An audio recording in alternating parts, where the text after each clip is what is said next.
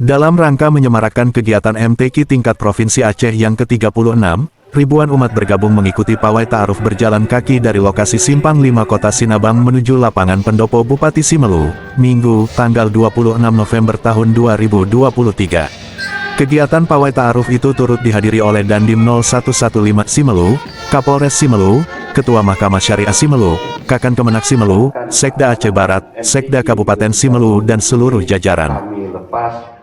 Amatan media, dalam laporan Ketua Panitia disampaikan, peserta yang mengikuti pawai ta'aruf sebanyak 2.150 orang yang terdiri dari perwakilan kafilah kabupaten kota sebanyak 690 orang, siswa-siswi SMP, SMA SMK sederajat sebanyak 1.350 orang bersama marching band dan paskibraka.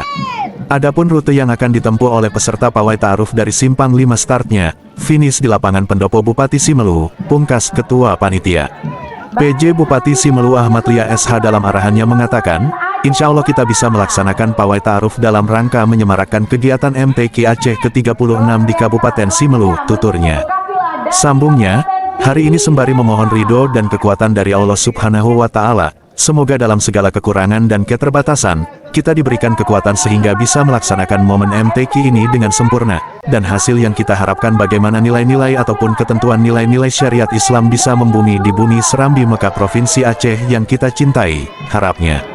Lebih lanjut PJ Bupati Simelu mengatakan, insya Allah, melalui MTQ ini ingin mengharapkan nilai-nilai ataupun syiar agama Islam membumi di bumi Kabupaten Simelu yang menjadi pegangan serta petunjuk dalam kehidupan sehari-hari masyarakat di Provinsi Aceh. Alhamdulillah kita berharap untuk dunia, mudah-mudahan kedamaian yang dibawa melalui syiar Islam akan dapat dinikmati oleh semua orang. Hari ini seiring doa kepada saudara-saudara kita di Palestina, berurai air mata dan bersimbah darah, tetap berpegang teguh pada akidah Islam yang kita cintai, pungkasnya. Usai arahan PJ Bupati Simelu, pihaknya langsung melepas para peserta pawai ta'aruf tersebut yang didampingi oleh Forkopimda.